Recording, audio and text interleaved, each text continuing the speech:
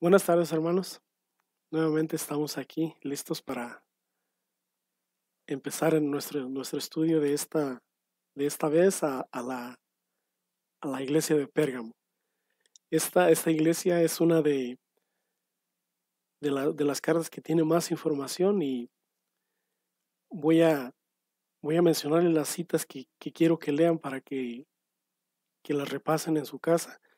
Y por cuestión de tiempo no vamos a poder leerlas aquí porque tenemos que cumplir con el tiempo que tenemos para grabar el video.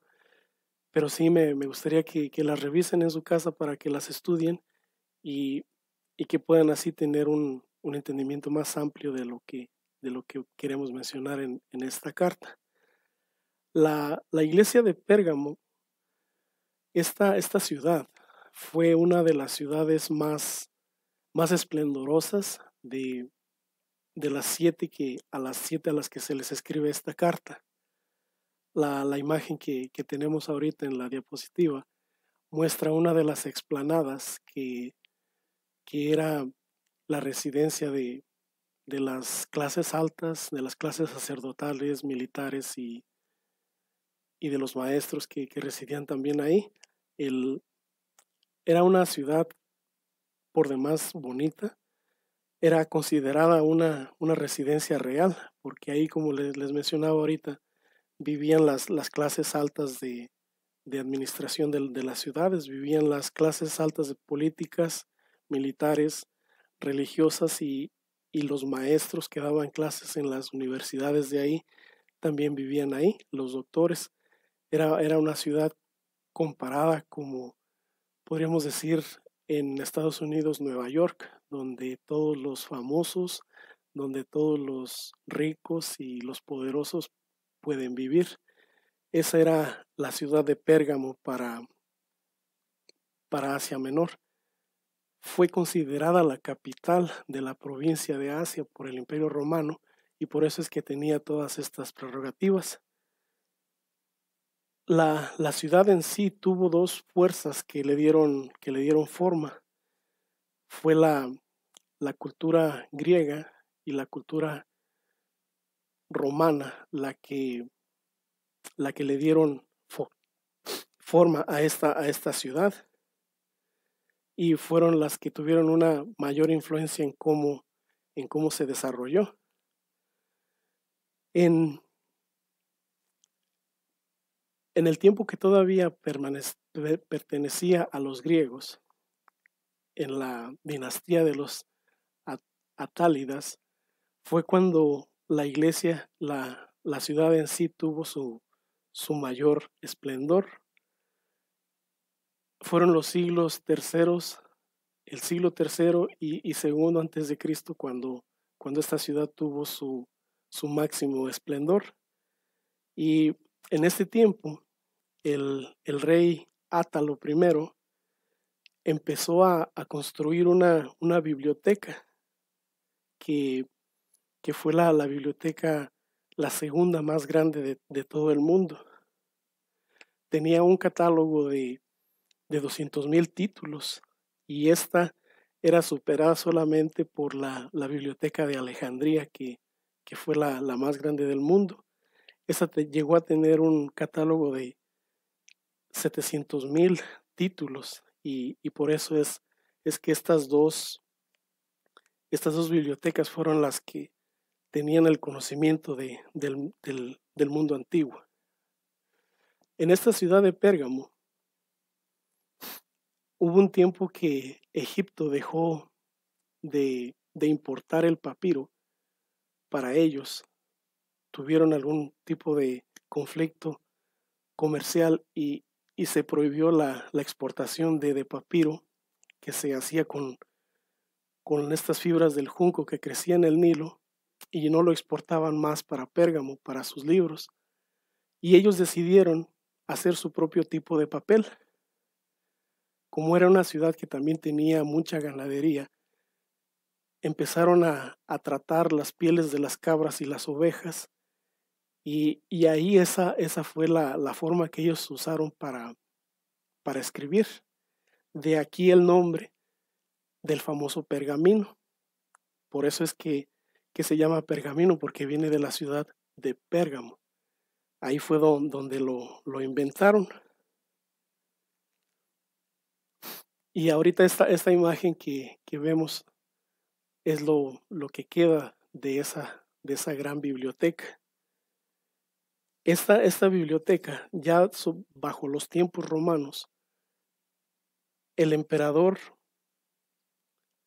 Marco Antonio se la regaló a Cleopatra como un regalo de bodas. Ahorita que acaba de pasar el día de San Valentín, donde la mayoría se regala chocolates y rosas a sus seres queridos, imaginen un regalo como este que Marco Antonio le hizo a Cleopatra. Toda una biblioteca, 200,000 libros para ella. Esto le causó mucho enojo a la ciudad, pero como él era el que decidía, pues decidió regalársela como regalo de bodas a su esposa Cleopatra. Yo creo que nos hizo ver un poquito cortos en los regalos que hacemos nosotros, pero la verdad no creo que podamos hacer un regalo de ese tamaño nosotros. Pero bien, conforme avanzaba la historia, esta es una imagen del emperador Marco Antonio y Cleopatra, que la ciudad pasa al control de los romanos. Es el rey Átalo III, quien en el año 133 a.C., quien se la cede a los romanos, y ya empieza ahora a recibir esta influencia de los romanos.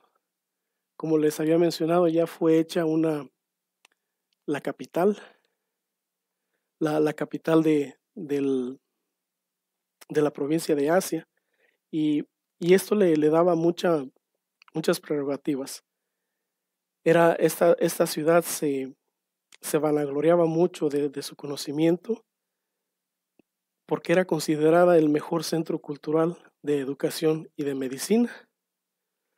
Y al ser la capital de esta provincia romana, ellos tenían el derecho a la espada, tenían el derecho a la espada que les daba la autoridad de ellos poder ejecutar la pena capital sin tener que traspasar esos casos a Roma. Ellos decidían, según sus conclusiones, si un preso debía ser puesto a la pena de muerte o no. Ellos tenían esa autoridad.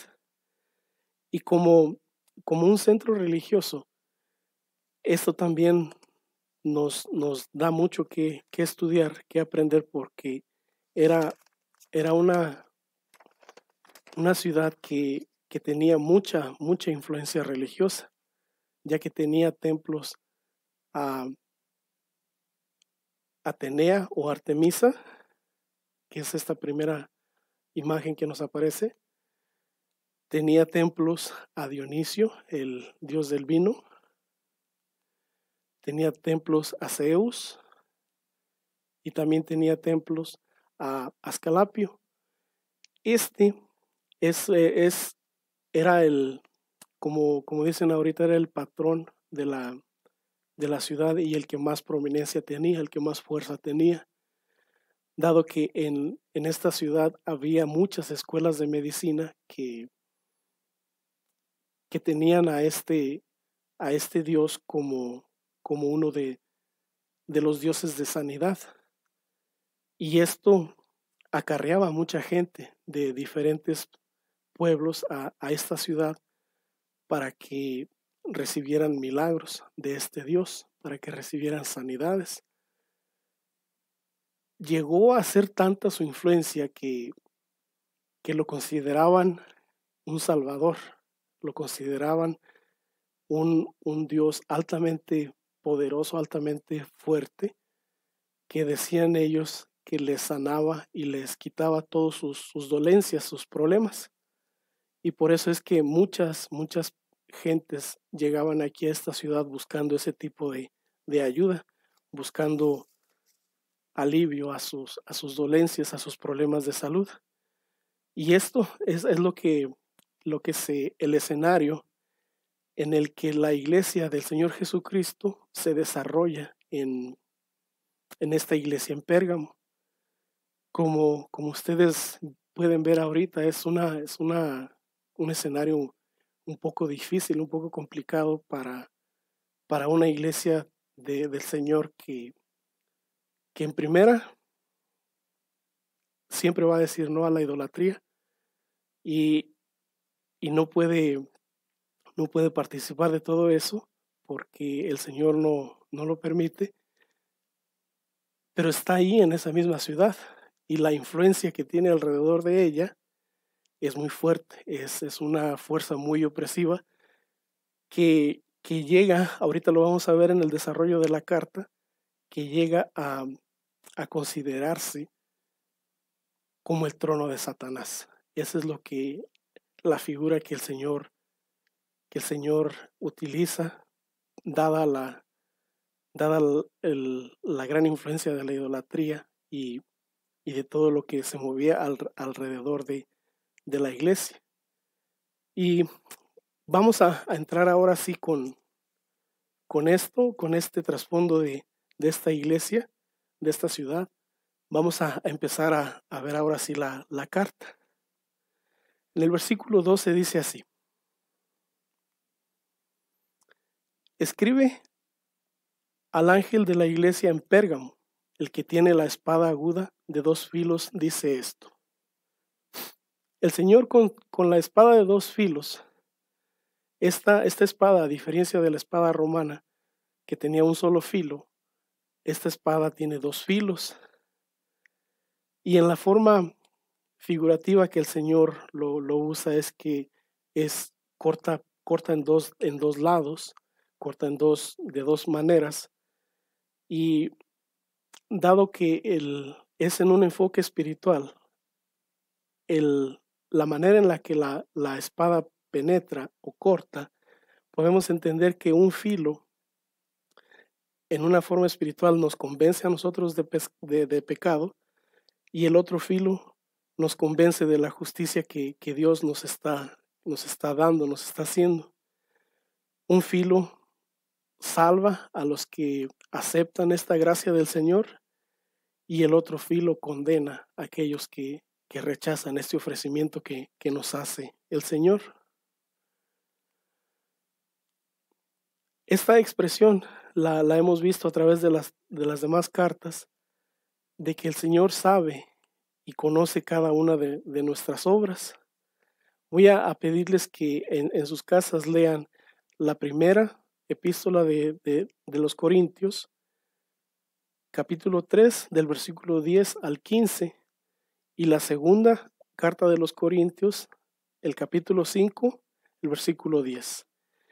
En estas obras, en estas citas, lo que nos explica es que el Señor, siendo el dueño de la iglesia, siendo quien compró la iglesia con su sangre, está bien al pendiente siempre de todos sus miembros, de todos sus integrantes. Y lo que nos recuerda por medio de esta frase de yo conozco tus obras, es de que el Señor siempre está al pendiente de todo lo que nosotros hacemos, sea bueno o sea malo. Tristemente, cuando hacemos cosas malas, que caemos en pecado, nosotros como cristianos siempre nos damos cuenta porque tenemos esa parte que Dios puso en nosotros, que es su Espíritu Santo, que nos convence, nos redarguye, nos hace sentir, nos hace entender que hemos hecho mal. Y de esa manera nos da tiempo, nos da la oportunidad de que pidamos perdón por lo que hemos hecho mal y eso sea borrado de nuestro ser, de nuestra relación con el Señor. En el otro caso, cuando hacemos algo bueno, también podemos llegar a olvidarlo, pero el Señor no lo olvida, el Señor lo recuerda y, y esto va acumulándose a forma de, lo podemos entender como funciona una cuenta de banco, que ahorita podemos depositar y si teníamos 10 pesos, sube a 11, sube a 12, sube a 13, sube a 14 y va aumentando así. Todas las cosas que nosotros hacemos por el Señor las va teniendo en cuenta y Él sabe cada una de ellas y por esas el Señor nos va a dar una recompensa.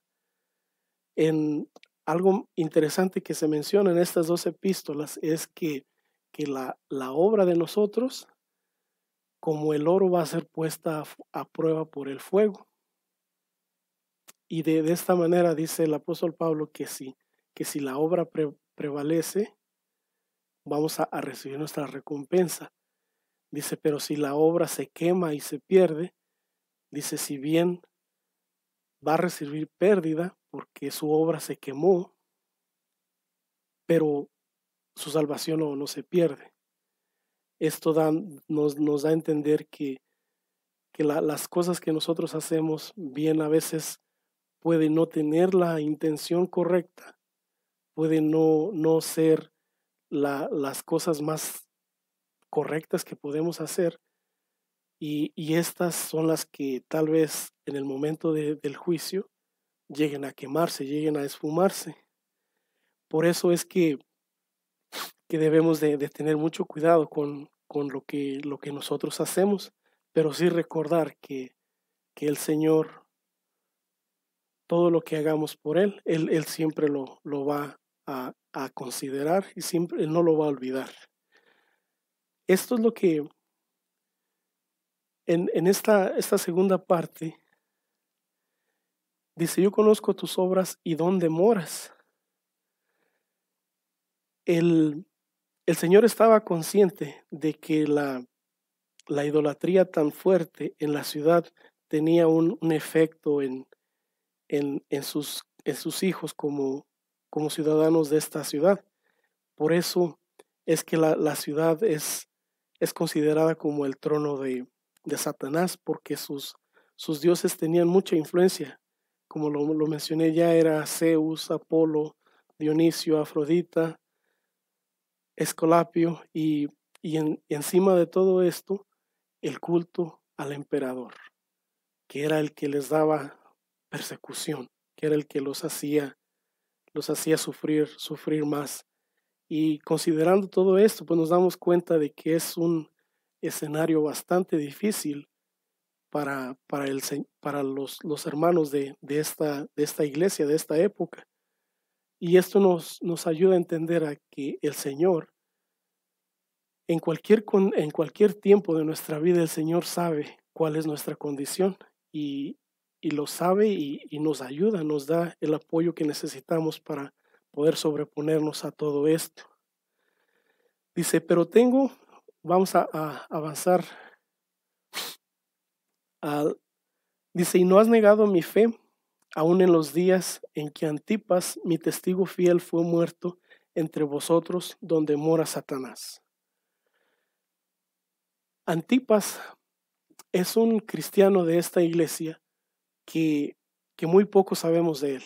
Casi es un personaje anónimo, que no tenemos mucha información de él, a diferencia como lo vimos en la carta anterior, que tenemos toda una acta del martirio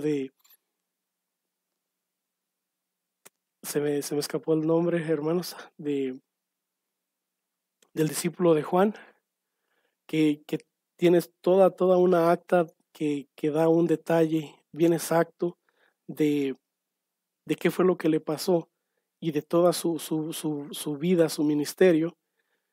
Antipas, no tenemos casi nada de información de él. Es prácticamente imposible encontrar información, referencias de él, porque tal vez era un cristiano común y corriente que fue martirizado. En la forma en la que él fue martirizado fue que en la forma de los sacrificios que se hacían al dios Moloch en la antigüedad, donde era una figura de un hombre con un torso de un toro, tenía sus manos expuestas hacia adelante y era una figura hueca que por atrás le atizaban leña y lo prendían y ahí ponían a los niños y se quemaban, se asaban ahí los niños y era una versión de este tipo de adoración, pero al Antipas lo metieron adentro de, de este buey de bronce o toro de bronce y, y le prendieron fuego estando él allá adentro. Fue un martirio muy, muy triste de imaginar lo que él sufrió allá adentro. ¿Se imaginan si nuestro cuerpo reacciona a nuestra temperatura cuando a veces nos da fiebre, que nuestra temperatura se sube a 101, 102 o 103 grados? Nuestro cerebro sufre tanto que nos dan convulsiones.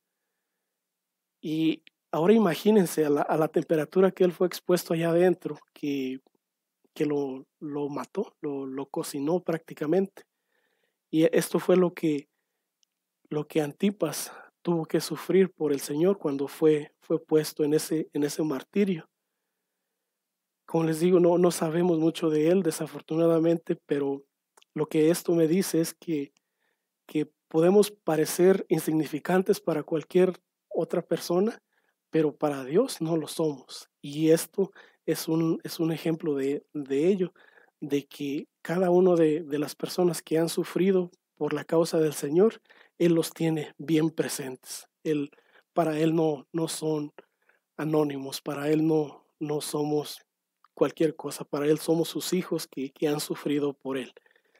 Avanzamos al versículo 14 que nos dice, pero tengo unas pocas cosas contra ti, que tienes ahí a los que retienen la doctrina de Balaam, que enseñaba a Balac a poner tropiezo ante los hijos de Israel, a comer cosas sacrificadas a los ídolos y a cometer fornicación. Todo este hecho del profeta de Balaam se encuentra en el libro de Números 22 y 24. Y lo que dice que ahí entre los hermanos de la iglesia habían quienes se habían convertido al cristianismo tal vez, pero no muy convencidos todavía, acarreaban dentro de su mente ideas que correspondían a esta enseñanza de Balaam, que le enseñaba al rey Balac a cómo poner tropiezo delante de los hijos de Israel. Lo que esta historia nos dice es que este profeta recibió muchos bienes de este rey para que maldijera al pueblo de Israel en el camino que venían del desierto. Cuando Balac los vio, dijo, necesito que los maldigan para que no me vayan a pasar a afectar a mí. Y trajo a este profeta Balaam y le digo, necesito que los maldigas. Y como ya le habían pagado, él se sentía comprometido a hacer eso, pero dijo, voy a preguntarle a Dios y todo el relato. El caso es de que el Señor le dijo, no vas a maldecir a algo que yo ya bendije, a mi pueblo. Y cuando se encontró en esta disyuntiva, Balaam, que no podía maldecirlos porque Dios no le daba permiso, pero ya le habían pagado, entonces le dijo a Balaam, le dijo, no lo puedo maldecir, pero sí sé cómo puedes hacer que ellos caigan en desaprobación ante su Dios. Ya sé cómo le puedes hacer para que Dios se moleste con ellos. Y lo que le dijo fue como él sabía de la santidad que el Señor le pide a su pueblo, y dijo, haz esto, escoge a mujeres que puedas mandar a su campamento y que los seduzcan. Y en sí fue lo que ellos hicieron, que trajeron mujeres que sedujeron a los hijos del pueblo de Israel y les enseñaban cómo ellas adoraban a sus dioses con cosas que ellas sacrificaban a ellos y cosas que ellas comían para esos dioses. Y ese fue el tropiezo que ellos pusieron para que el pueblo de Israel se encontrara en desaprobación delante del Señor y ya no iba a ser igual a la relación delante de él. Entonces, estos cristianos que estaban ahí en esta iglesia, tal vez su corazón no estaba completamente convencido de que el Señor era su Salvador y les permitían o les decían, hermanos, no pasa nada si vamos y comemos en una fiesta de Dionisio o de Atenea o de Afrodita. Si ellos lo hacen, pues también nosotros podemos hacer y participar y no pasa nada. Eso es lo que también nos da paso al siguiente punto, que es lo de los nicolaitas, que dice el Señor que Él es una doctrina que también Él aborrece, porque como ya lo habíamos visto en una carta anterior, lo que este Nicolás de Antioquía enseñaba es que la libertad a la que Cristo te ha llevado te permitía participar de esas ofrendas a los dioses y de esas orgías que hacían en las adoraciones a sus dioses de la fertilidad. Decía, el cuerpo no es problema, entonces tú puedes participar de todo eso. Eran personas que estaban dentro de la iglesia, pero que no estaban convencidas en un 100% de todo lo que Dios pide de nosotros como sus hijos, como creyentes de Él, que es principalmente la santidad.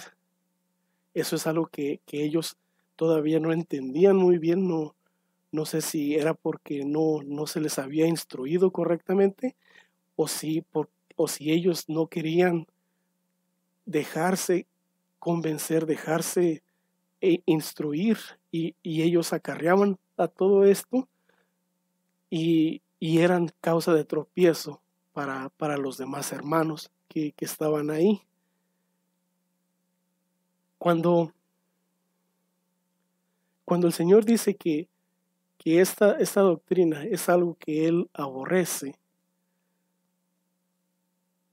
es algo que debemos de tomar muy en serio, porque el Señor está contra todo esto y no debemos de hacer caso omiso a estas advertencias que Él nos da.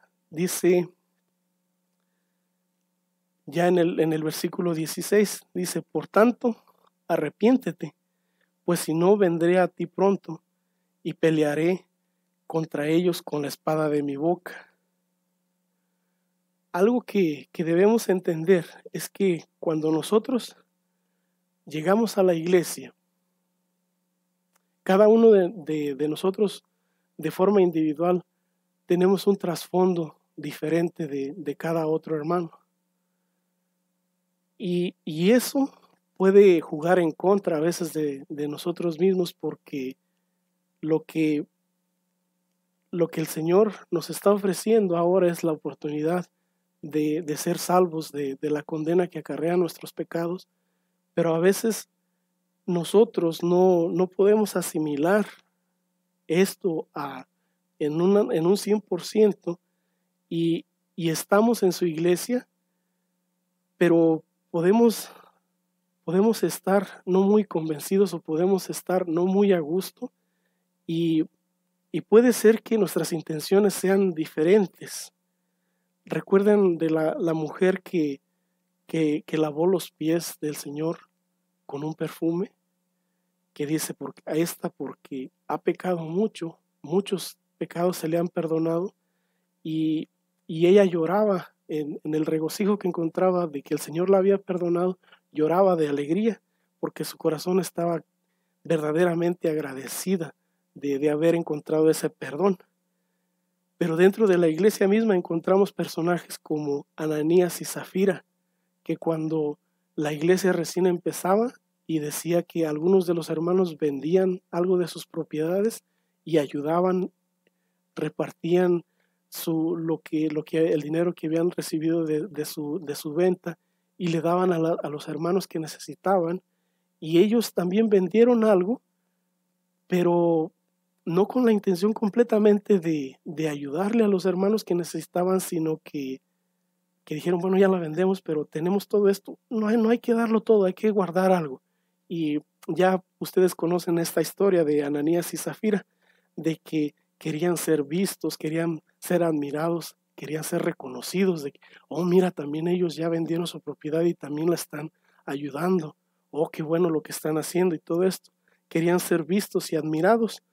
O como Simón el mago, que quería tener el poder de Dios, porque él sentía que como él era un mago que tenía poder sobre las personas, él quería tener más poder todavía, porque el poder que tenía él no se comparaba con el poder que tenían los apóstoles, de que podían sacar demonios, de que al imponerle las manos ellos podían recibir dones, y se acerca y les dice, yo quiero también ese poder, yo quiero eso. Entonces nosotros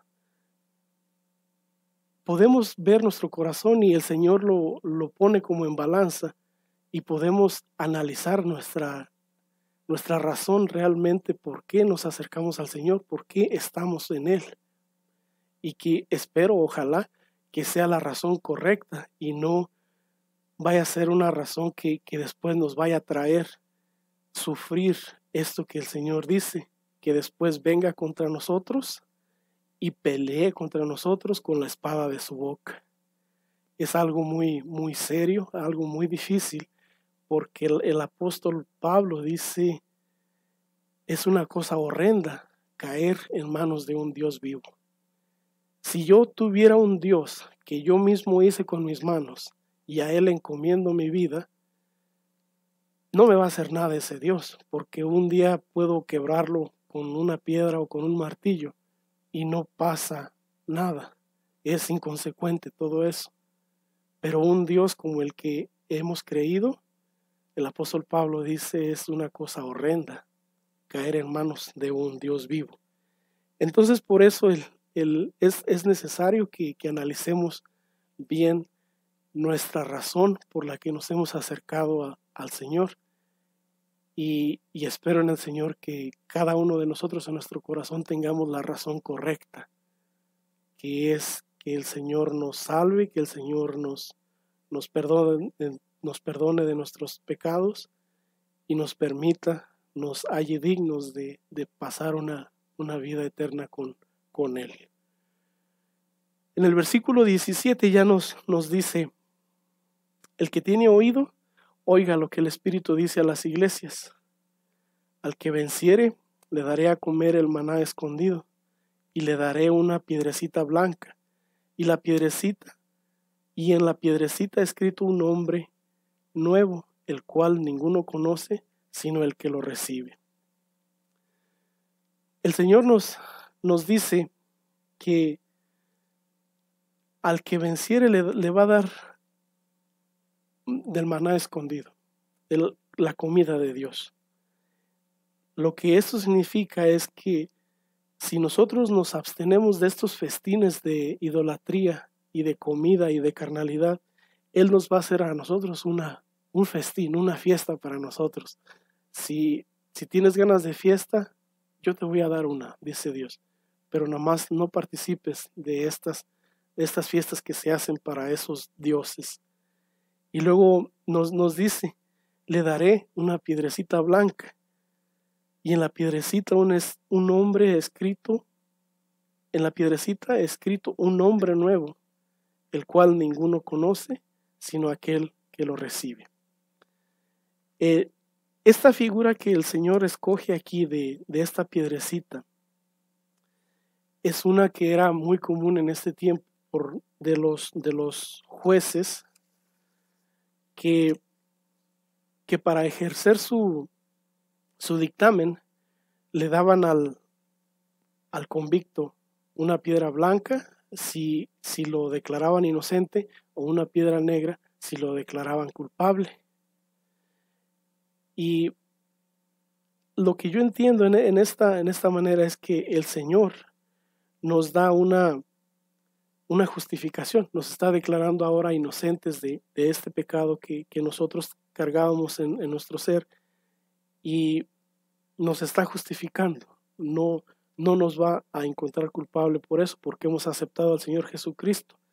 Y este nombre nuevo que Él menciona, es el nombre que está en Hechos 11:26.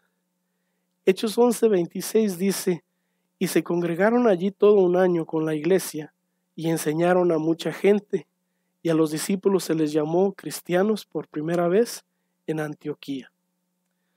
Antes de esto, los cristianos se conocían como discípulos, creyentes, santos o hermanos, pero aquí, en este preciso momento, es cuando se les conoce por primera vez como cristianos. Y este es el nombre que el Señor ahora nos da. Ahora somos cristianos. Hay muchas interpretaciones referentes a esta piedrecita que se van a encontrar por ahí, que dice que les va a dar un nombre diferente y todo esto. Tal vez muchas personas están esperando otro nombre aparte del que ya tienen, pero lo que yo he entendido de lo que mis maestros me enseñaron es de que este nombre es el nombre nuevo de cristiano, que en ese momento empezó y de ahí ha seguido, y para cada nuevo creyente se le da ese nombre. Ahora es cristiano. Y entonces, de esta forma, hermanos, yo quiero que nosotros podamos entender que el Señor conoce cada una de nuestras circunstancias, y el Señor conoce el lugar donde habitamos. Puede ser que sea un lugar muy difícil para nuestra relación con Él, como esta iglesia de Pérgamo, pero el Señor quiere que nosotros hagamos nuestro mejor esfuerzo para poder encontrar en Él toda la plenitud de ese amor que Él tiene para nosotros, y que nos mantenga al margen de todo lo que el mundo tiene que ofrecer. Es una invitación a que nosotros como iglesia permanezcamos puros, que nos mantengamos nuestro corazón lejos de todas las cosas que el mundo puede ofrecer, que pueden ser más tentadoras, sí, que pueden ser más seductoras, sí, pero el Señor quiere que nos mantengamos al margen de todo eso, para que Él pueda hacer cumplir esas promesas que Él nos ha hecho en nuestra vida, y en la vida de nuestras familias, en la vida de nuestros hijos, de nuestras iglesias.